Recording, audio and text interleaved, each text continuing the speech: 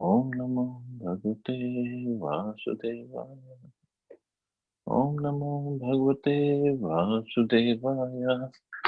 Narayanam Namaskritya Naram Chaiva Narottamam Devim Saraswatim Vyasam Tato Jayamudire Nashtaprayeshu Abhadreshu Nityam Bhanta Sevaya Bhagavati Uttam Shloke Bhaktir Bhakti Naitiki. So continuing with the discussion on Srimad Bhagavatam, Canto 3, Chapter 3, Text 22. Tasyevam ramamanasya samvatsarganan bahum grihimedheshu yogeshu viraga samjayata. The Lord was thus engaged in household life for many, many years, but at last his detachment from ephemeral sex life was fully manifested. Even though the Lord is never attached to any kind of material sex life as a universal teacher, he remained a householder for many, many years, just to teach others how one should live in householder life. Srila Vishwanath Chakravarti Thakur explains that the word samajayat means fully exhibited. In all his activities while present on the earth, Lord exhibited detachment. This was fully displayed when he wanted to teach by example that one should not remain attached to household life for all the days of one's life. One should naturally develop detachment as a matter of course. The Lord's detachment from household life does not indicate detachment from his eternal associates, the transcendental cowherd damsels. But the Lord desired to end his so-called attachment to the three modes of material nature. He can never be detached from the service of his transcendental associates like Rukmini and other goddesses of fortune, as described in the Brahm Samhita, Lakshmi Sahasrakata Samram Sevyamana.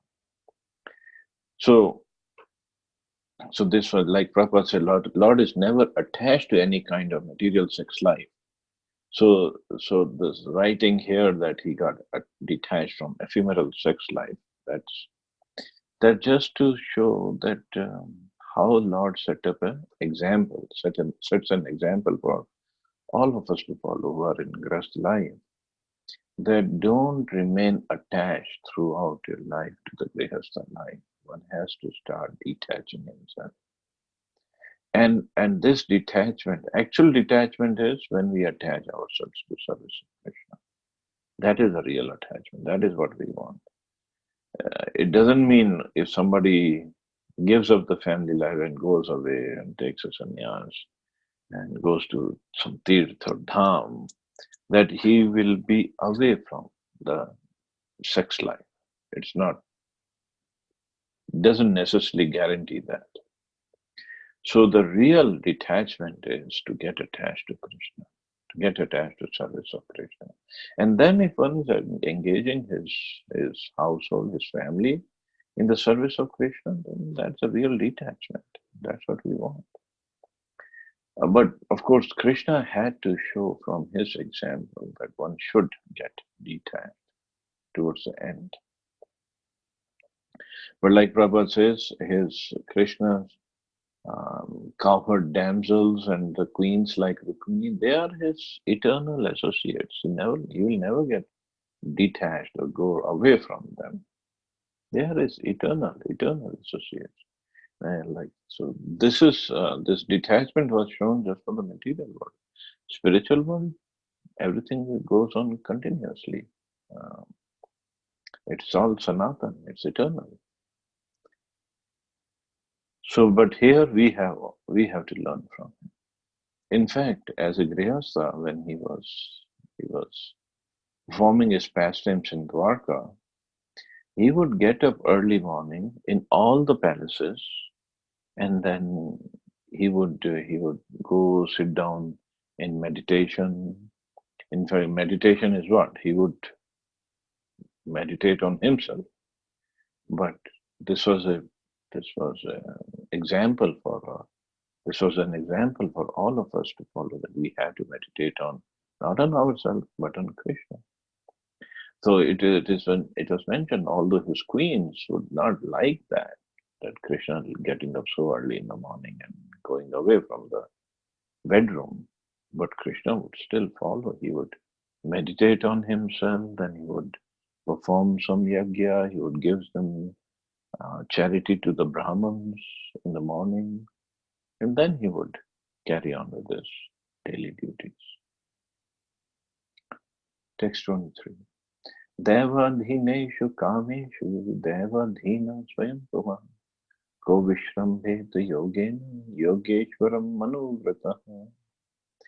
Every living entity is controlled by a supernatural force, and thus his sense enjoyment is also under the control of that supernatural force.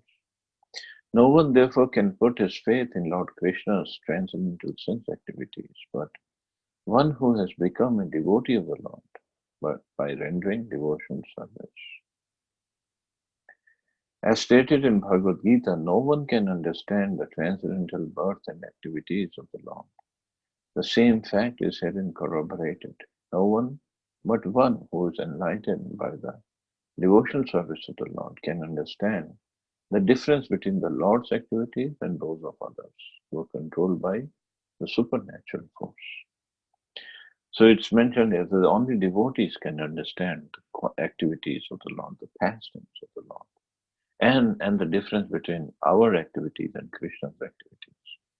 We are all bound by the three modes of nature and by the karmic reactions we do our activities. Krishna doesn't. He's completely independent.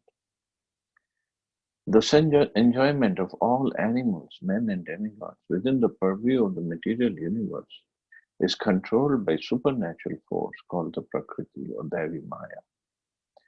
No one is independent in obtaining sense enjoyment, and everyone in this material world is after sense enjoyment. Persons who themselves under the control of the supernatural power cannot believe that Lord Krishna is not under any control beyond himself in the matter of sense enjoyment. They cannot understand that his senses are transcendental. In the Brahma Samhita, the Lord's senses are described as omnipotent. That is, with any sense, he can perform the activities of the other senses. One who has limited senses cannot believe that the Lord can eat by his transcendental power of hearing and can perform the act of sex life simply by seeing. The controlled living entity cannot even dream of such sense activities in its conditional life.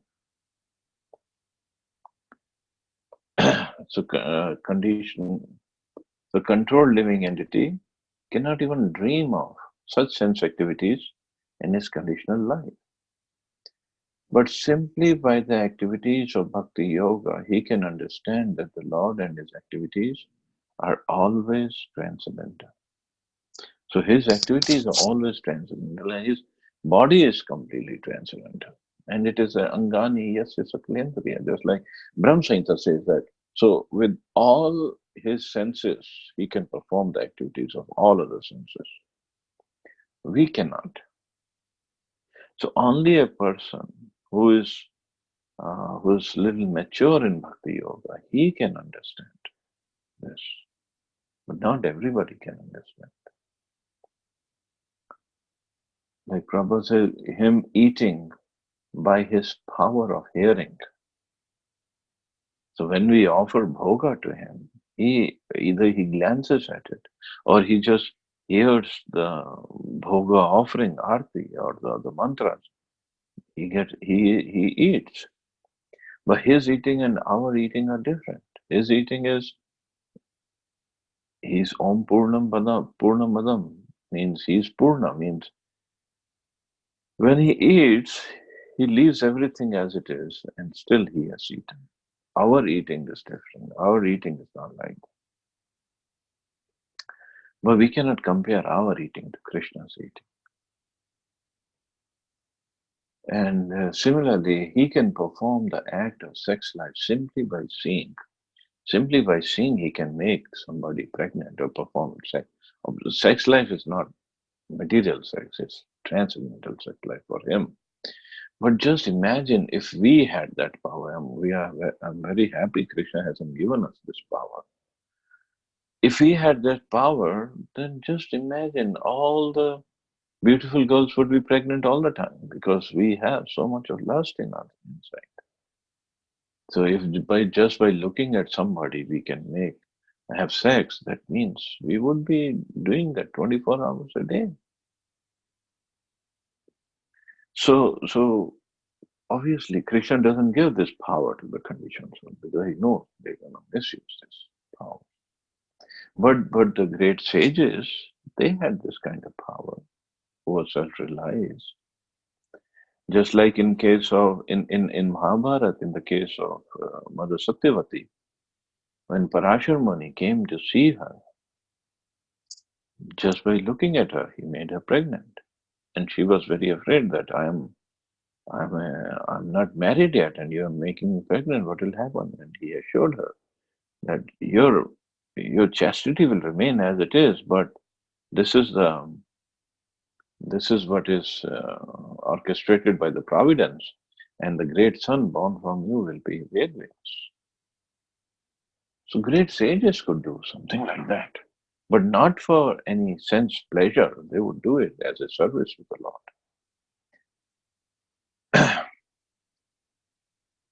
So a devotee only can understand, as Prabhupada says, as the Lord says in Bhagavad Gita, Bhaktya Mam Avijanati.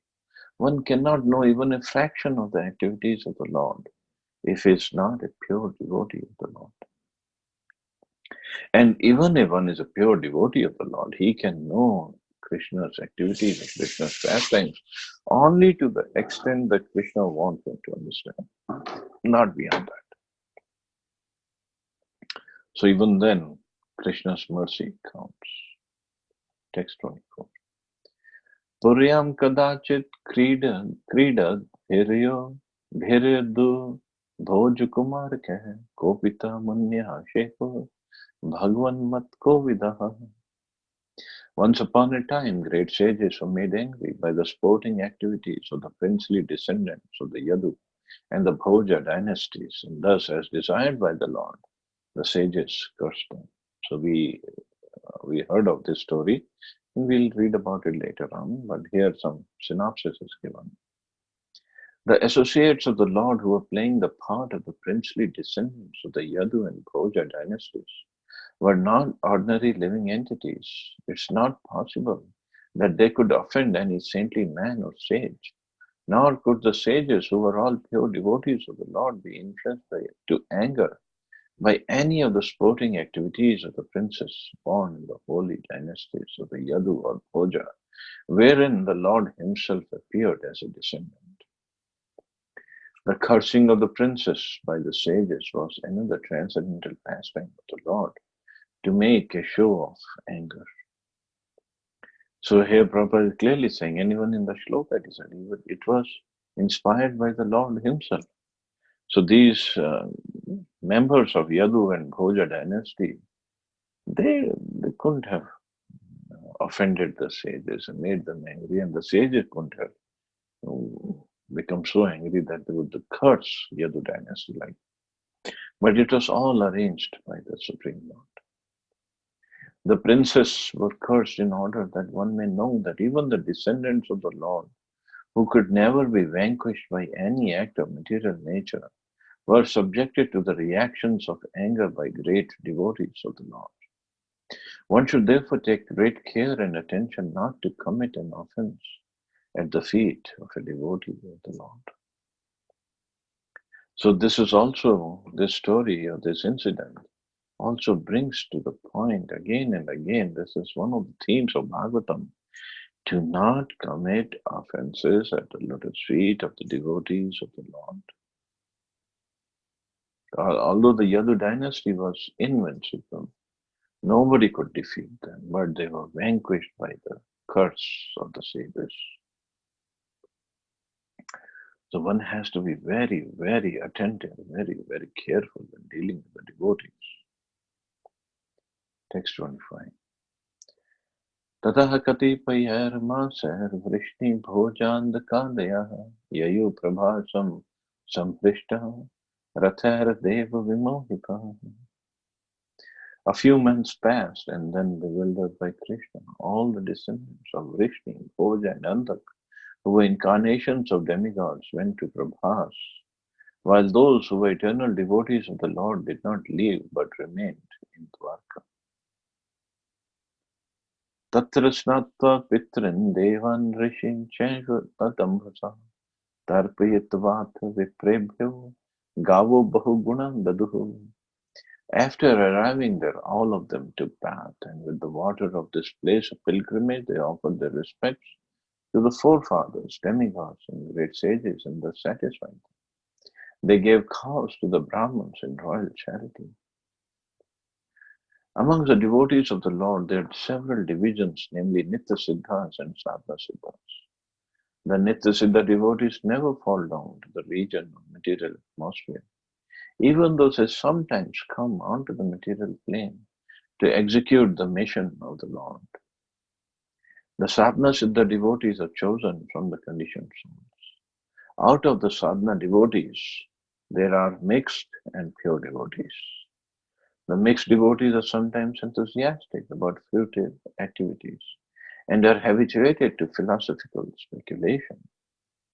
The pure devotees are free from all these mixtures and are completely absorbed in the service of the Lord, regardless of how and where they are situated. Pure devotees of the Lord are not enthusiastic to put aside their service to the Lord in order to go visit holy places of pilgrimage.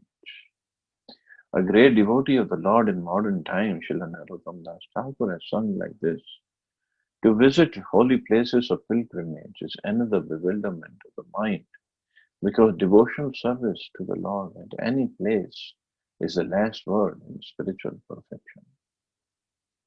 So Prabhupada opens his purport with speaking about two kinds of devotees, Nitya Siddha and Sadhana Siddha, two kinds of perfect devotees.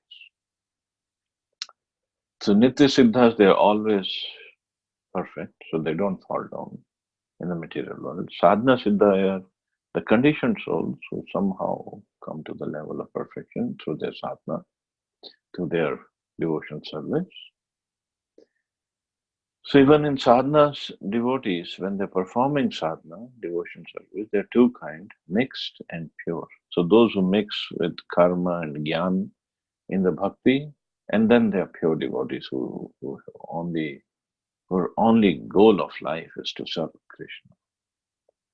And here Prabhupada writes a very nice line. Pure devotee of the Lord are not enthusiastic to put aside their service to the Lord in order to go visit the holy places of pilgrimage. Because for them, this service has everything. Krishna is there, Krishna's service, Krishna's pleasure.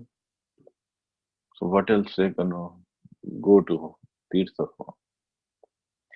For pure devotees of the Lord who are completely satisfied with this transcendental loving service of the Lord, there is hardly any necessity to visit the various places of pilgrimage. But those who are not so advanced have the prescribed duties of visiting pilgrimage sites and regularly performing the rituals. The part of the princely order of the Yadu dynasty who went to the Prabhas performed all duties to be done in a place of pilgrimage and offered their pious actions to the forefathers and others. So here in the verse it was mentioned that some members of the Yadu dynasty, they went to the Prabhakshetra, but the others, those who were eternal devotees, they did not leave Dwarka but remained there. So there are two kinds of devotees who were in Dwarka. So some went to Prabhakshetra, some remained in Dwarka. So those who remained in Dwarka were actually all the queens, Akrurji, Uddhavji, and other pure devotees. As a rule, every human being is indebted to God, the demigods, great sages of the living entities, people in general, forefathers, etc., for various contributions received from them. Thus, everyone is obliged to repay the debt of gratitude. The Yadus who went to Prabha's pilgrimage site performed their duties by distributing land, gold, and well nourished cows and royal charity, as described in the following verse. So they performed all these activities at Prabha's Kshetra. Text 27. Hiranyam rajatam shayyam vasansya jinkam balam yanam rathani dhan kanya dharam vritti karimapi. The Brahmins were not only given well-fed cows in charity, but also gold coins, bedding, clothing, animal skin, seeds, blankets, horses, elephants, girls, and sufficient land for maintenance. All these charities were meant for the Brahmins, whose lives were devoted entirely to the welfare of society, both spiritually and materially. The Brahmins were not giving their service as paid servants, but the society provided them with all the necessities. It was arranged for some of the Brahmins who were in difficulty for marriage to be given girls. So Brahmins who could not marry, they were given girls, not for their not as the girls as the slaves, but as the wives.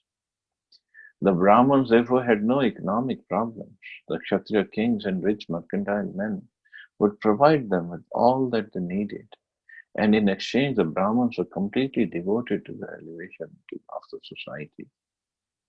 So this is the job of Brahmins. And the job of Kshatriyas is to take care of the Brahmins and get instructions, guidance from the Brahmins. Because Brahmins are supposed to be learned. They should know the scriptures and should be able to guide everybody accordingly. That was a way of social cooperation between the different castes. When the Brahmin class or caste gradually became easygoing, being fed by the society, although they had no Brahminical qualifications, they degraded themselves into Brahmandhus or disqualified Brahmins. And thus other members of society also gradually fell down from the social standard of progressive life. So Brahmins fell down and the other members also fell down because Brahmins are supposed to be the brains of the society. As described in Bhagavad Gita, the caste system is the creation of the Lord and is arranged according to the quality of work rendered to society and not in terms of birthright, as falsely claimed in the present degraded society. So they were in that position because of their qualities and not because of any other uh, qualification. Text 28. Annam choru rasam devyo dattva bhagavadarpanam govi prartha shura pranay pranay bhuvi murdhi. Thereafter they offered the Brahmins highly delicious foodstuffs first offered to the Supreme Personality of Godhead and offered their respectful obeisances by touching their heads to the ground. They lived perfectly by protecting the cows and the Brahmins. The behavior exhibited by the descendants of Yadu in the pilgrimage site of Prabhas was highly cultured and exactly to the point of human perfection. The perfection of human life is attained by following three principles of civilization: protecting the cows, maintaining the Brahminical culture, and above all, becoming a pure devotee of the Lord.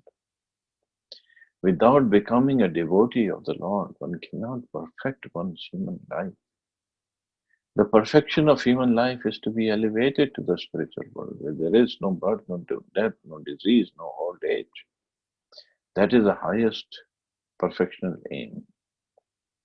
So the Yadu dynasty, the members of Yadu dynasty, they were completely trained to be perfect in all respects. So they at Prabhashetra, they're doing this charity. So they are completely in mode of goodness, even beyond.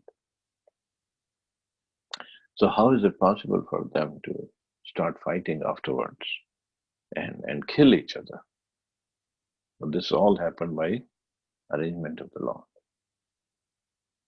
So this is the last verse of this chapter. I'm just going to jump to the last paragraph of the purport. The word Uru Rasam is also significant, as hundreds of delicacies can be prepared simply by the combination of grains, vegetables, and milk. All such preparations are in the mode of goodness and therefore may be offered to the personality of God. As stated in Bhagavad Gita, the Lord accepts only foodstuffs which are within the range of fruits, flowers, leaves, and liquids, provided they are offered in complete devotion service. Devotion service is the only criterion for a bona fide offering to the Lord. The Lord assures that He positively eats such foodstuffs offered by the devotees. So, judging from all sides, the Yadus are perfectly trained civilized persons, and their being cursed by the Brahmin sages was only by the desire of the Lord.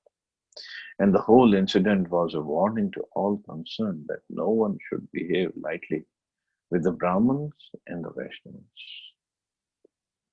So before that foodstuff that is offered to the Lord has to be according to scriptures and completely in a mode of goodness, combination of grains, vegetables, and milk, not that Krishna eats any non-veg stuff.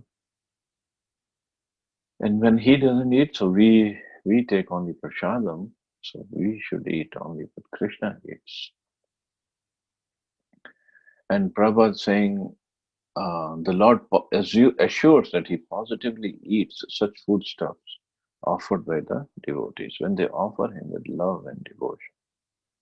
Of course, when it is offered with love and devotion, He even eats the skin of banana, like at Vidurji's house, or the berries that Shabri was feeding him, although she was tasting them first. But Krishna was tasting the love and devotion of the devotees there. So today we completed the third chapter of third canto of Bhagavatam. So tomorrow we'll start from the fourth chapter. So we'll stop here. See anybody has any questions or comments? Hare Krishna, Prabhuji. Hare Krishna. Prabhuji, how to be a Brahmana? I mean, the one who performs the yagyas, or in terms of devotees, the one who takes the Brahman Diksha and then progresses on devotional. The qualities of Brahman are given in Bhagavad Gita and other chapters of Bhagavatam also. So the qualities and the work that he does, that makes him Brahman. So qualities are wonderful qualities like tolerance and so many other. And the work of Brahman is yajan, patan, patan, dan, pratigra. So he performs the sacrifice and he teaches others how to do sacrifice. Patan, he himself studies the scriptures and teaches the scripture. And dan pratigra means he gives in charity and he accepts charity. So the yagya part, the sacrifice, is part of his karma that he does. But these days the other yagyas are not performed properly, so better to do the Sankirtan yagya. So if one does Sankirtan yagya, then he becomes a Vaishnava, in fact. And Vaishnava means he is above Brahman in a technical sense, but we still have to develop the qualities of Brahmans. So then one actually becomes a Brahman. Is it okay? Yes, Prabhuji. So, Prabhuji, in Kali Yuga, we don't need to, focus on those sacrificial work, yagya. Not really. I mean, in ISKCON, they really teach the right way of doing those yagyas also. So if somebody is interested, he can learn and then perform the yagya properly.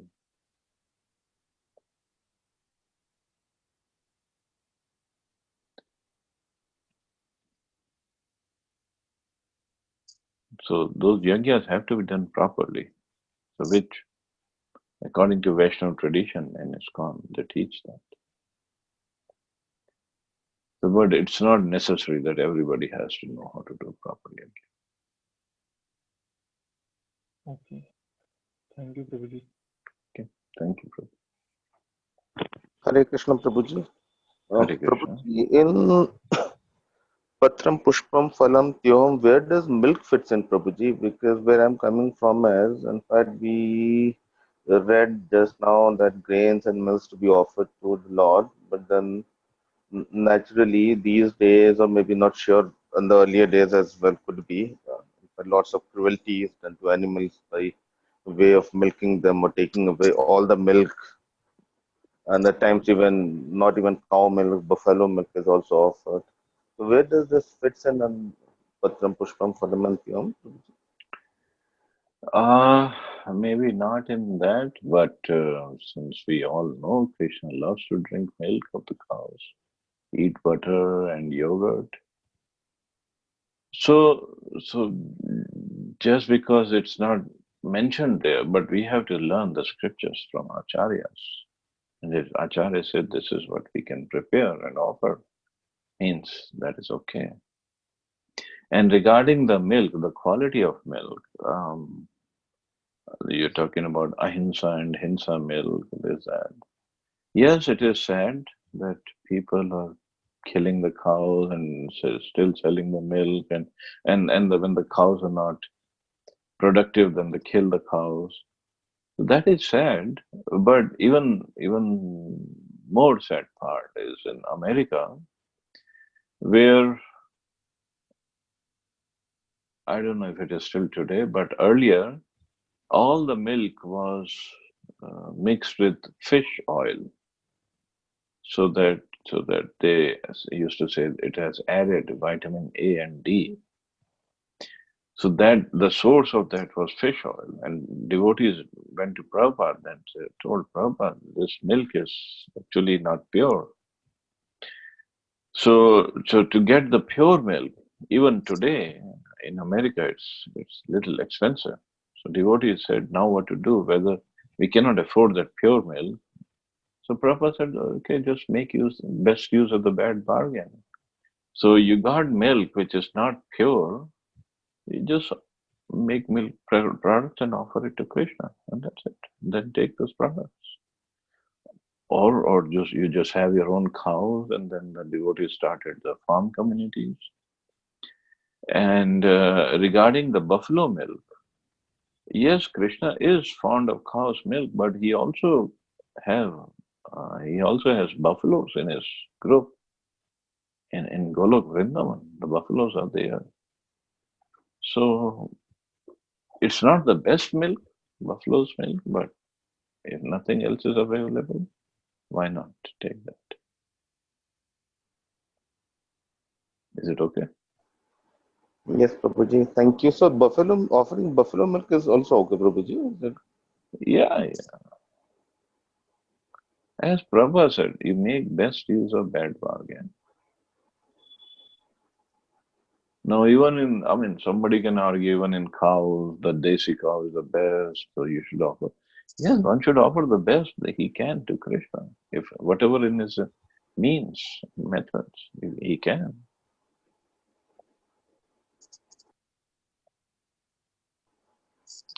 Thank you so much, Prabhuji. You're welcome. Any other question or comment?